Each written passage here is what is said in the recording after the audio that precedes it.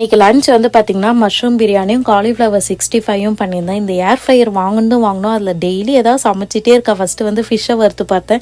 இன்றைக்கி வந்து பார்த்திங்கன்னா காலிஃப்ளவர் 65 செஞ்சு பார்க்கலாம் அப்படின்னு பண்ணேன். சூப்பராக இருந்தது. மசாலா கொஞ்சம் கூட அந்த ஏர் ஃப்ரையரில் ஒழுகவும் இல்லை, அவ்வளோ கிறிஸ்பியாக இருந்தது. எனக்கே ஆச்சரியமாக இருந்தது. ஆனால் எனக்கு எண்ணெயில் வறுத்த டேஸ்ட்டு தான் ரொம்ப பிடிச்சிருந்தது. என் ஹஸ்பண்ட் வந்து ஏர் ஃப்ரையரில் வறுத்தது தான் நல்லாயிருக்கு, நல்லா கிறிஸ்பியாக இருக்குது அப்படின்னாங்க. கொஞ்சம் டைம் மட்டும் அதிகமாக வச்சுட்டு அங்கங்கே வந்து தீஞ்சு போயிடுச்சு.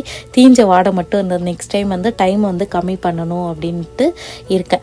இது வந்து பார்த்திங்கன்னா சண்டே மார்னிங் அடுத்த நாள் காலையில் வந்து இட்லியும் கறி குழம்பும் எங்கள் ஹஸ்பண்ட் தான் வந்து குக் பண்ணாங்க.